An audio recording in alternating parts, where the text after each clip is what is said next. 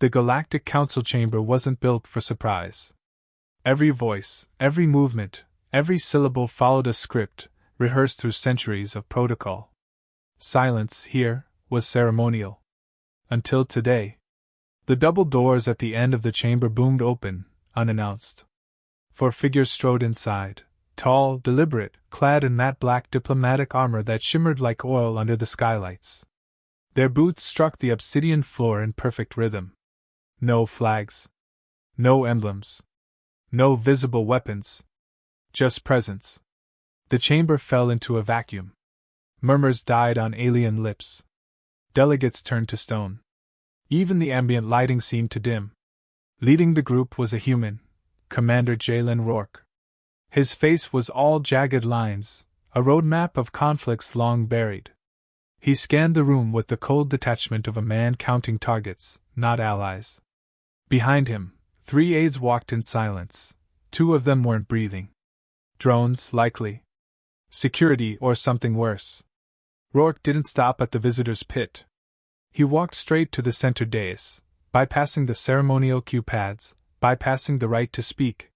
He took the floor as if it were his own.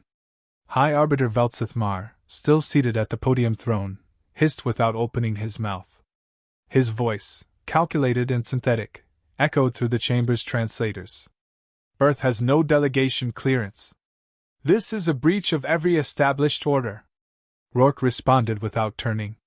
Then consider this our correction. He reached into his coat. Dozens of guards tensed. He didn't care.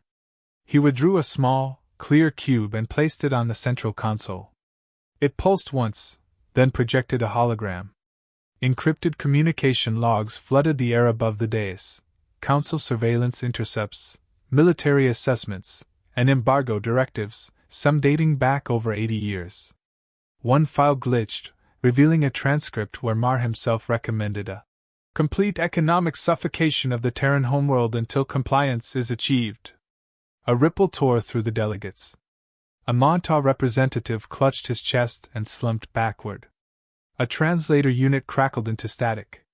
One insectoid ambassador blinked its entire eye cluster and whispered, "I thought they were extinct." Rourke didn't raise his voice. He didn't need to. We asked for admission. You sent sanctions. We asked for aid. You sent silence. Now we're done asking.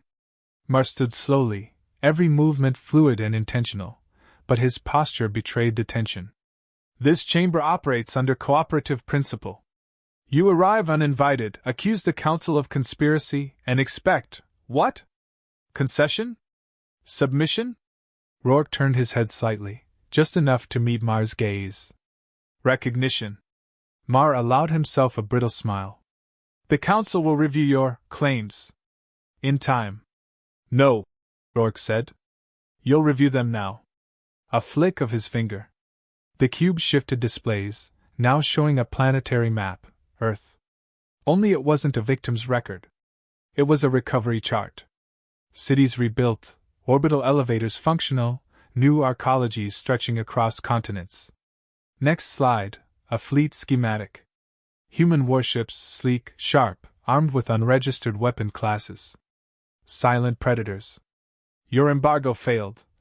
Rourke continued. Your intelligence blackout failed. You left us in the dark. So we adapted. Alone. Delegate murmurs returned, louder now. The air thickened with unease. A reptilian envoy stood shakily. If humanity has truly rebuilt, why return now? Because, Rourke said, we wanted to see if you'd lie to our faces, the way you lied behind our backs. Gasps rippled. Someone whispered. He's not bluffing. Another muttered. I told you they'd come back angry. Mar stepped down from his throne, slowly, descending each step with the weight of centuries of authority. You do not dictate terms here. You have no voice in this chamber. Rourke stepped forward. You thought silence would erase us. That time would blunt the edge. You forgot what happens when you corner a species born on a death world. We don't go extinct. We evolve. A pause. Long enough for the delegates to breathe wrong. Then Rourke added, I've got 3 more of those cubes. One contains proof of Council ships seeding the Technos plague on our Martian colonies. One proves the assassination of our ambassador in 2267 wasn't rogue piracy. And one— he let the silence pull taut. One will broadcast, system-wide, unless I tell it otherwise. Now they listened. Not because they respected him, but because he made fear more immediate than protocol. Mars' fingers twitched once, a signal too subtle for most. Two of Rourke's drones rotated instantly. Their eyes glowed red for a second, scanning. Mars' signal died unfinished. Rourke glanced back. Nice try. The chamber sat paralyzed. No guards moved. No words escaped. We've earned our seat, Rourke said. Not by grace. By survival. By strength. By watching the stars turn cold and choosing to light fires of our own. A flick of his wrist, and the cube powered down. The silence that followed wasn't ceremonial. It was submission. Rourke turned to leave, then stopped mid-step. We'll be back tomorrow, he said. With our demands. Read your bylaws before then. He walked out exactly as he entered, without asking. Behind him, the council sat still, old powers stunned and ancient species reconsidering the balance they thought eternal. The doors closed behind humanity with a low, seismic hum. And the chamber, once sacred, now felt conquered. The council reconvened at dawn, Arcos station time. It wasn't out of protocol, it was out of fear. Delegates filed in quietly, glancing at the dais like it might explode. No announcements. No ceremonial songs. Even the Kthari choir remained silent. They knew the air had changed. No one said it, but everyone understood. The humans were watching. Jalen Rourke arrived exactly on time. Same matte black armor. Same measured pace. No entourage this time. Just him. He walked like a man who'd already won something the room hadn't realized it lost. Veltsith Mar sat stiffly at the center podium, his smile polished to a blade. Earth representative, he began, tone like chilled oil. Your previous entrance disregarded every clause of interstellar diplomatic decorum. Have you come to correct your approach? Rourke stopped halfway to the dais. No. I've come to correct yours. A low murmur followed. Mars' left eye twitched. Rourke stepped forward. Earth submits its terms. Full Tier 1 reinstatement. Economic reparations for 83 years of unlawful embargo. And a formal public admission of sabotage, broadcast on all council-aligned networks. Mar exhaled a sharp breath. Your audacity outpaces your standing. Our standing was buried alive, Rourke replied. We dug it up. Several delegates flinched at that. Mar leaned back. You presume leverage. But the council still holds the charter. The vote. The law. Rourke raised a finger. Do we? A blue light flickered across his palm. A beam projected onto the central dome, revealing Council Article 7, Subclause 19. Rourke read it aloud. Any civilization that sustains population, technological function, and planetary independence after Council-sanctioned quarantine qualifies for Tier 1 reconsideration. He let it hang. Earth's population is stable. Our industries rebounded. Our autonomy? That never left. Mars' lips pressed into a pale slash. You're weaponizing technicalities. No, Rourke said. We're using your laws. The ones you wrote to trap younger races into compliance. From the upper rows, an aquatic delegate made a nervous chuffing noise. A quadrupedal merchant clicked softly in agreement. Eyes turned toward Mar. Another delegate, this one insectoid, leaned toward his translator. How did they find that clause? Rourke heard it. He looked up. Because we were alone with nothing but your archives, your broadcasts, your code. We read everything. Then we read between the lines. Mar's composure fractured for a half-second. Just enough to confirm what everyone suspected. He never expected Earth to survive, much less read. Rourke stepped forward again, now standing dead center beneath the Council's sigil. You taught us to fear protocol. We adapted by mastering it. You buried us in silence. We taught ourselves to listen for footsteps. Everything you denied us, we replaced with resolve. He paused, then added, and coffee. Lots of coffee. A few chuckles escaped. Nervous. Real. Mar's hand gripped the edge of his podium. Let's presume, for fiction's sake, that Earth is correct. The Council still has full authority to determine application timelines. Recognition may take cycles. Rourke's eyes didn't blink. You have until tomorrow. Gasps. Audible this time. Mar scowled. You do not issue deadlines to this chamber. I do when you're running out of time. He lifted a second cube and placed it on the console. The hologram shifted to footage of a Council Black Ops ship, the Virelinth, hovering above a Terran lunar research base, weapon bays active. A timestamp placed it in Earth year 2267.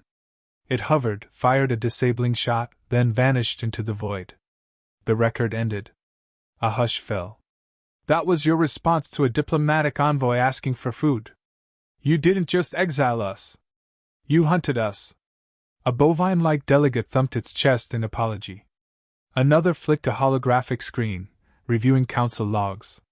Mar's voice returned, quieter now. You're making accusations built on half-truths and buried incidents. Rourke nodded. Maybe. Or maybe I brought 3 more of these. Mar hesitated. I wonder what happens if I play them all at once, Rourke said. Maybe the Galactic Press gets a copy. Or the frontier colonies. Your reputation's not what it used to be. The chamber now leaned toward Rourke without realizing it. He wasn't shouting. He didn't need to. He was gravity now. A diplomatic assistant from the Shar Collective, clearly unprepared, whispered too loud. Why didn't they come sooner? Rourke answered her without turning. We waited for the perfect moment. Right when you all thought we'd been forgotten. Mar tried one last tactic. Earth lacks strategic value. Your system is remote. Your influence minimal. Rourke smiled for the first time. It wasn't kind. You know what our value is. We remember. Everything. Names. Ships. Votes. Threats. We build grudges like you build monuments. And we don't forget who smiled while we starved. The smile vanished. This isn't a power play. This is a reckoning. Silence again. No one moved. No one blinked. The Council had no rule for this. No policy for a species that came back sharper than when it left. Finally, a timid delegate from the fringes raised a tentacle.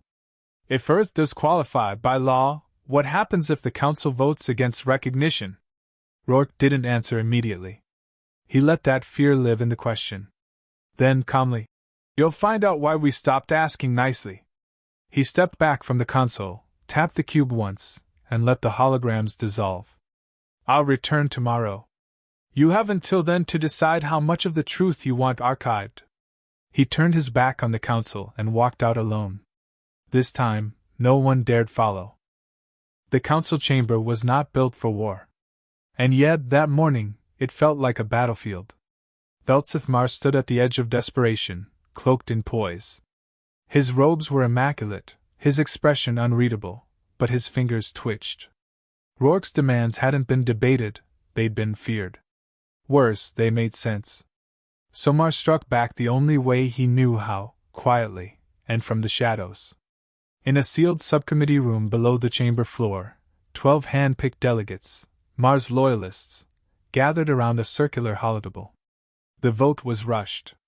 The justification: maintaining order against external destabilization. It passed, barely. The motion authorized the expulsion of Earth from all future Council sessions. By the time the main chamber filled again, everything was in motion. On the surface, it looked like diplomacy. Underneath, the wires were burning. Jalen Rourke entered, same calm stride, same unreadable face. The chamber quieted like it had inhaled him. Mar greeted him with a thin smile. Commander, we appreciate your punctuality. The Council has reached a provisional ruling. Rourke raised a brow. Already? Efficiency, Mar replied. A virtue of the civilized. A soft flick of Mars' hand triggered the central display. A council emblem pulsed on screen, then shifted to show Earth's name in red. Below it, Motion 998C, deferred status. No voting names. No debate log. Just a verdict. Rourke didn't blink. You held a vote without due protocol. The Council is within rights to convene emergency sessions to preserve institutional stability, Mars said smoothly. Subclause 4, Article 12. Rourke reached into his coat, slowly. Delegates shifted tense. He produced nothing but a small data chip. You're misquoting it. The clause only applies in the case of confirmed armed aggression. Mars' voice tightened. Your very presence qualifies. Then you're not afraid of what we've done, Rourke said. You're afraid of what we remember. He moved to the console, inserted the chip. The chamber dimmed. A video began to play, Council security logs from 27 years prior. Mar, younger but no less serpentine, addressing a covert unit on Arco's security frequencies. Ensure the Terran uplink remains disabled. If they attempt to bypass it, activate the suppression protocol. If they resist, terminate with minimal exposure. The log stopped. Silence fell like a guillotine. Rourke looked around. Minimal exposure. That meant 29 scientists incinerated in an orbital fire drill. That meant a 2-year data blackout. That meant Earth lost contact with its outer colonies and thought they'd gone dark. Mar didn't speak. He didn't have to. His face spoke louder still, but rigid. You held the knife, Rourke said, voice cold. And now you expect applause for wiping the blood with procedure. A delegate on the third tier leaned to a colleague. Is that footage real? The insectoid beside her replied. I was stationed at Outpost Vega when that suppression protocol triggered. That's real. Mar stepped forward. These files are decades old. The Council has changed. Has it? Rourke asked. Because today, I walked into a room where truth is still treated like contraband. From the shadows, one of Mars' aides moved. Subtle. Too subtle. The drone behind Rourke clicked, just once, and aimed a red beam directly at the aide's hand. Frozen. The aide dropped a small device. It hit the floor, blinked green, and powered down. A remote override. Had it activated, the entire dais could have been locked mid-speech, silencing Rourke instantly. He stared at it, then at Mar. Mar spoke first. An unauthorized action. You must understand, not all within the chambers share my restraint. Rourke said nothing. He walked to the aide. Picked up the device. Showed it to the room. This is how you vote now? By jamming your opponents mid-sentence? Mar raised a hand. Enough of this theater. These allegations are distractions from the real question. Does Earth deserve re-entry? Rourke didn't look at him. He turned to the chamber. Let's ask a different question, he said. Does the Council deserve to keep calling itself civilized? He walked toward Mar. Not aggressively. Slowly. Deliberately. Mar didn't back up, but his feet subtly shifted. Rourke stopped inches from him. We came to rejoin the table. You tried to erase the table instead. Then, softly, try again. Behind Mar, his chair, an ornate structure of polished alloy and high-status circuitry, began to hum. Lights flickered. The seat folded inward, snapped, and collapsed under its own weight. A systems glitch. Or so it appeared. Delegates gasped. Mar stumbled sideways, caught himself, stood. His pride took longer. Rourke didn't flinch. Funny thing about systems you built using Terran contractors. Sometimes we leave things behind. He turned back to the floor, addressing the full chamber now. Counselor Mar says we destabilize peace. But what peace did you offer us? You called Earth dangerous while you sabotaged our satellites. You condemned our aggression while backing privateers in Martian orbit. He paused. You want a yes or no? You want a tidy vote. That's fine. He tapped his wrist. A signal was sent. Outside, just beyond Arco's station, 17 human ships uncloaked simultaneously. Every delegate received a ping. External station sensors confirmed the fleet's location. No firing. No hostile locks. Just presence. Rourke looked up. This is the peaceful version. He turned to leave. We'll try again tomorrow. This time, no one stopped him. Not even Mar. The council chamber smelled like ozone. That wasn't metaphor. Something in the walls had shorted during Mar's chair collapse. The engineers hadn't fixed it, maybe out of fear. Maybe out of protest. Either way, the crackle still lingered. Acrid. Tense. Jalen Rourke walked in alone again, but something about his posture had changed. He didn't scan the room. He didn't meet eyes. He simply walked to the center, as if his name had already been carved into the floor. Velsith Mar watched from the podium above. He hadn't spoken since yesterday's humiliation. He didn't have to. His silence screamed of calculation. The council chamber was half full, but somehow heavier. Delegates whispered behind raised palms, some clearly in disagreement, others terrified to show it. Then the courier entered. Nobody noticed at first. He was small. Non-threatening. Young by human standards. Dressed in soft grays with a data pad tucked under one arm. Just another administrative assistant, probably. He moved quickly, directly toward Rourke's position. Too directly. A blur of motion, a flash of something in his hand. Sharp. Reflective. He lunged. The blade arced toward Rourke's side. Too fast for security. Too fast for protocol. But not too fast for the drone. A red beam hit the attacker mid-stride. Time stretched. The would-be assassin jerked back, spinning, then dropped as two more beams locked onto his chest. He didn't die. He froze, caught in a localized neurostatic field. The blade clattered on the floor. Rourke hadn't moved. His eyes were locked on Mar. The chamber erupted. Delegates surged to their feet, half shouting, half panicking. Some called for security. Others tried to flee. Rourke raised a hand. The room paused. Not because of his authority, because of his calm. I'd like the council's record to reflect, he said, voice crisp. That Earth's diplomatic envoy was just attacked in full view of this chamber, during an active session. He turned slightly. Any objections? No one spoke. One alien delegate shook their head so quickly it blurred. The drone powered down the field. The courier crumpled, gasping, paralyzed but conscious. Rourke walked over, crouched beside him, and picked up the blade. Small. Serrated. Military issue. Council standard. Then he reached into the courier's jacket, pulled out a small, smooth disc. Security tag. Hand-issued access override.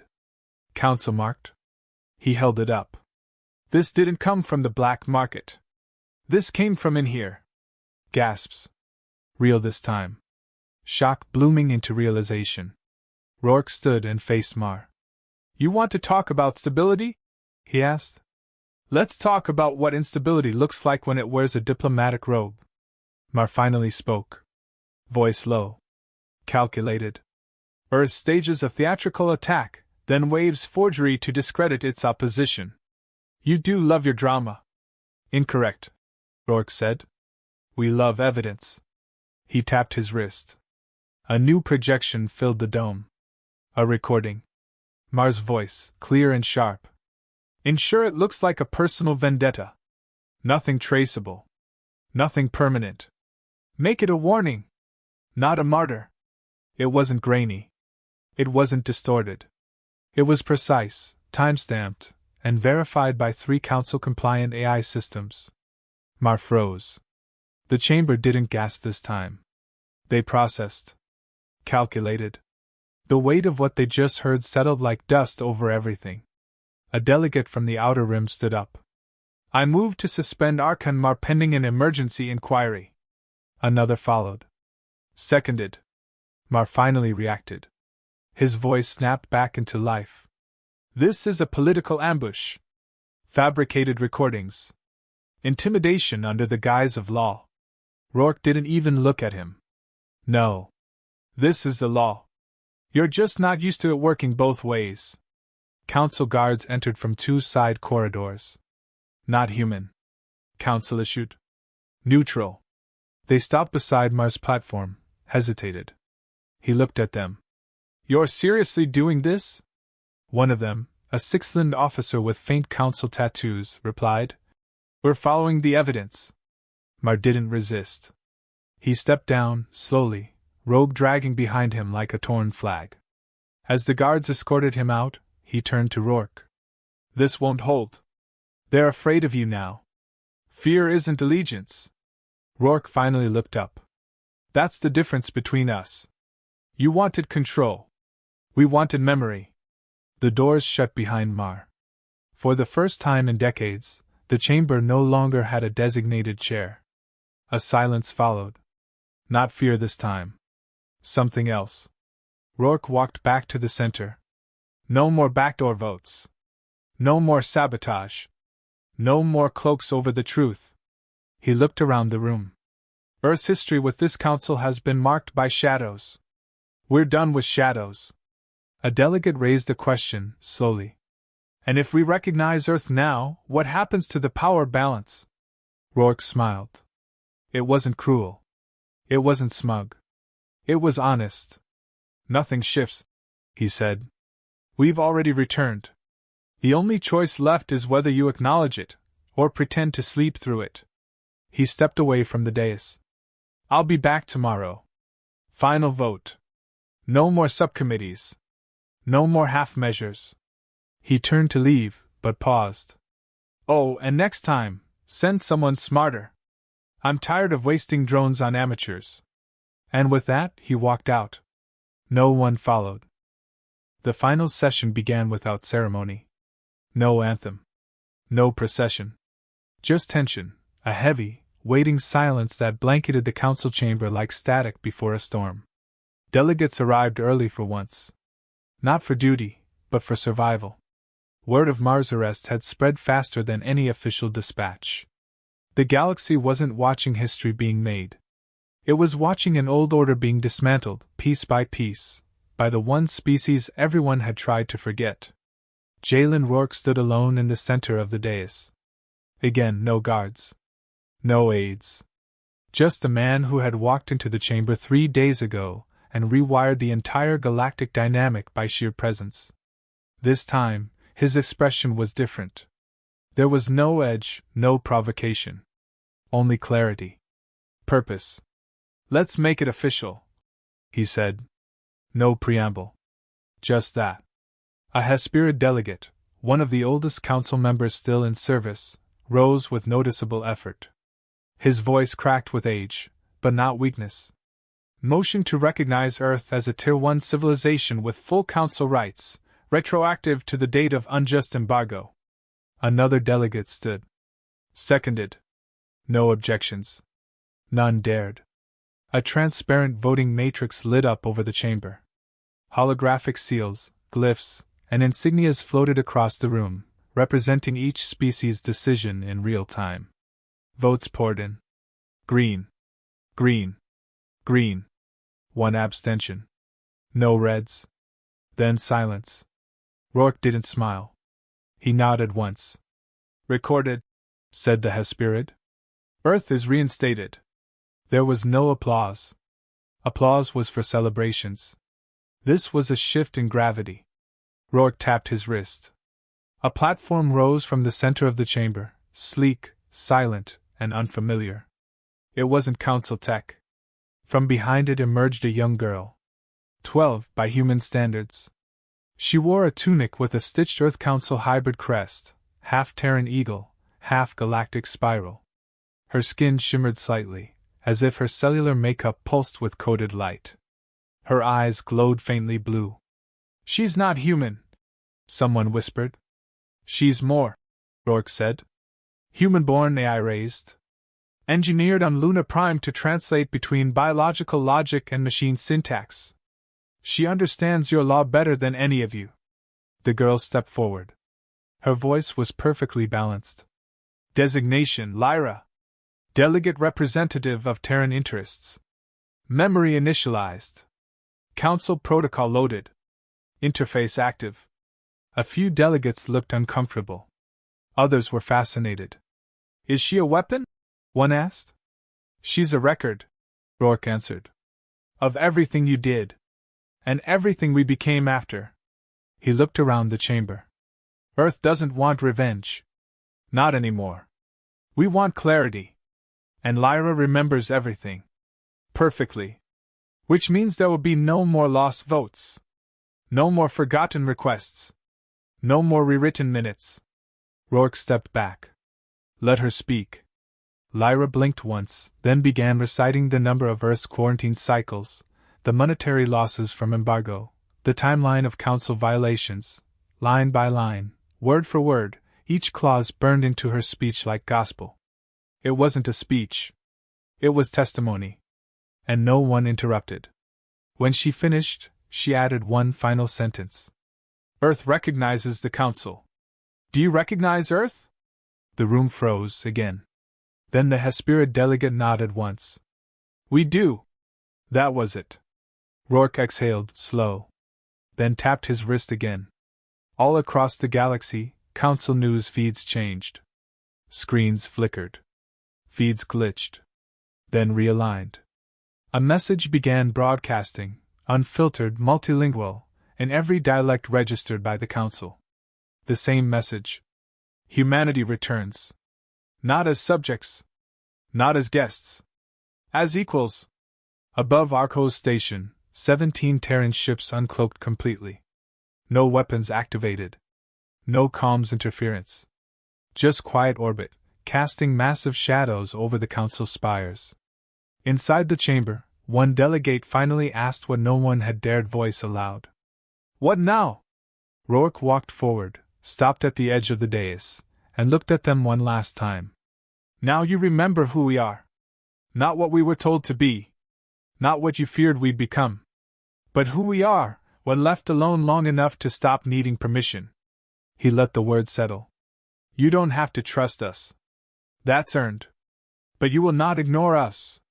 Not again. He turned, heading for the exit. Just before the doors slid open, he looked over his shoulder.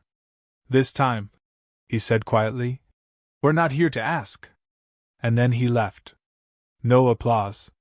No anthem. Just gravity. And silence.